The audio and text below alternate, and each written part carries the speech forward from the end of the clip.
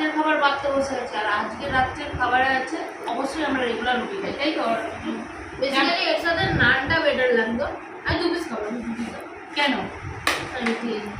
তবে কাবাব, কাবাব 1 পিস, কেন 2 পিস রুটির সাথে কাবাব 1 পিস। আজ রাতে বানিয়েছি কাবাব, ঠিক আছে?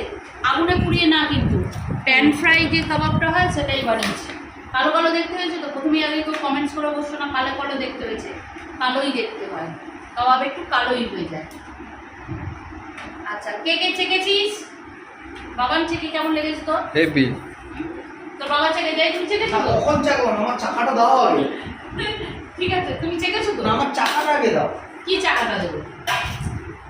আরে তোমরা যে চেকেছো, আমি তো সেটা চাকিনি, না। আমি তো কাজ করছিলাম। হ্যাঁ। হ্যাঁ, আমার সেই চাকাটা আগে দাও। কি চাকা? আরে কি চাকা, এগিয়ে খুলে বলবো? আমি বুঝতে পারছি না, খুলে বলো, খুলে বলো। না, শাক খুলে বলবো না, তুমি তাড়াতাড়ি দাও। এইদিকে ফোকাস কর, আমার আরে এটা জমে যাবে ব্যাপারটা পুরো। গরমে সব গলে যাচ্ছে, তুমি বলছো জমে যাবে। যাই পুরো ক্ষীর একদম ব্যাপারটা, ক্ষীর। না, ক্ষীর না, মোটেই মিষ্টি দিনই ঝাল। তুমি আবার ক্ষীর বলছো, তখন লোক বলবে দেখ কাবাব করেছে, মিষ্টি দেখিয়ে দিচ্ছি। দিয়া হয়ে গেছে, দেখো ওইদিকে। ওপরে এত সুন্দর ছাদে বাতাস বইছে না, হুম, ও কি মিষ্টি হাওয়া বইছে। ও ওর জন্যই সুগার লেভেল হাই হয়ে যাচ্ছে তোর বাবার, বুঝলি তো? তো মিষ্টি এমনি তো সুগার লেভেল হাই হয়ে যাবে কেন না, কেন? তোমার কাছে এরকম একটা মিষ্টি বউ আছে বলে কথা, সারাক্ষণ কোকিলের মতন আবার একই কথাবার্তা। ওহ মা গো ভগবান, আর কিছু বলবো না, খাওয়ার সময় আবার রাগ করে আবার খাবে না কোথায়। আরে না, ভালো তো, সেই সময়টা বলো। কি কিছু না। সেই সময়টা চলে গেছে, রাগ করে না খাওয়া সেই সময়টা চলে গেছে।